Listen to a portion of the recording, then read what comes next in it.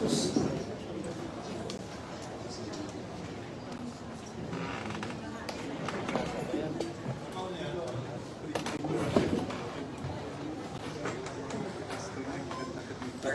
are we ready? Yes, sir. Okay. Magandang araw sa ating lahat. Building on our announcement regarding the filing of two major cases involving the flood control projects, the Office of the Ombudsman informs the public that a third major case has now reached the filing stage.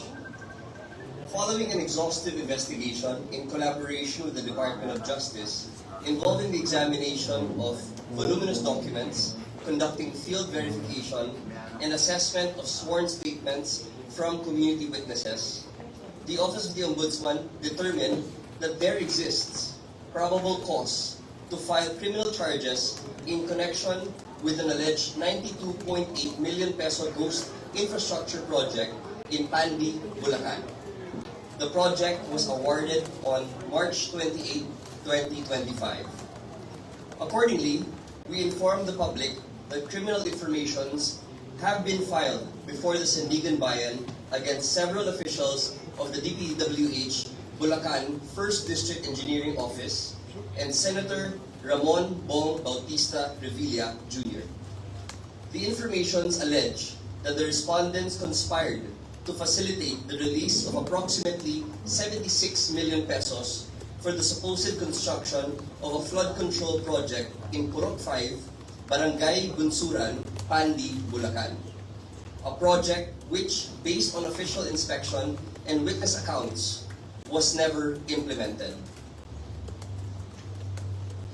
Despite the absence of any actual construction, the respondents declared the project completed.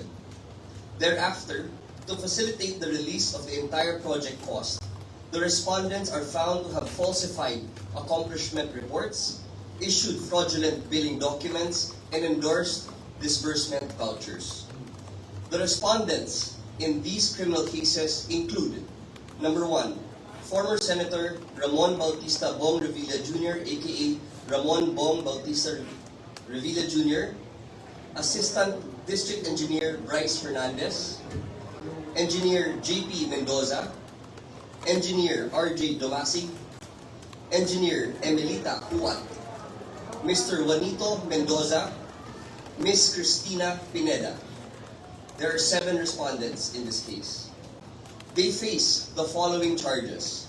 Number 1, malversation of public funds through falsification of public documents under Article 217 in relation to Articles 171 and 172 of the Revised Penal Code. And second, violation of Section 3E of the Anti-Graft and Corrupt Practices Act, or RA 3019. For the case of malversation, the prosecution recommended no bail. That said, if and when warrants of arrest are issued by the court, the respondents will have to be detained pending trial. Today's filing before the Sandigan Bayan emphasizes that the Office of the Ombudsman is steadfast in its commitment to enforce accountability where public funds are concerned. This sends and should send a clear message. Those who misuse public funds will be held accountable under the law. As we have repeatedly and consistently stated, the Office of the Ombudsman will pursue these cases firmly, independently, and without fear or favor. This filing marks the 3rd major case acted upon our office arising from a series of infrastructure corruption. As we have stated before, this is only the beginning.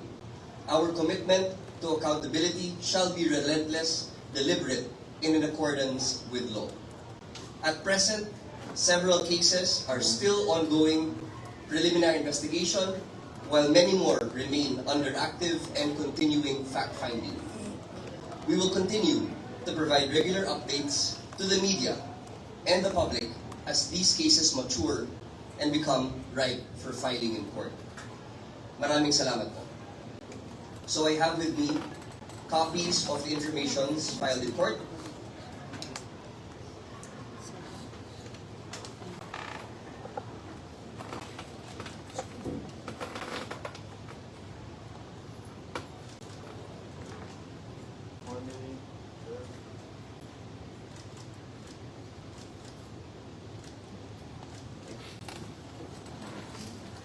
I also have with me an urgent motion for special raffle of the cases, considering that we filed the cases today, Friday, and the immediate issuance of a warrant of arrest and whole departure order.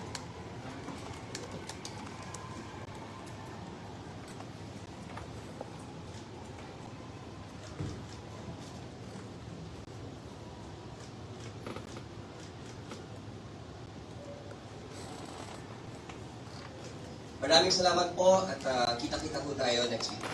Thank you. Mas malapit, sir. Kahit yung first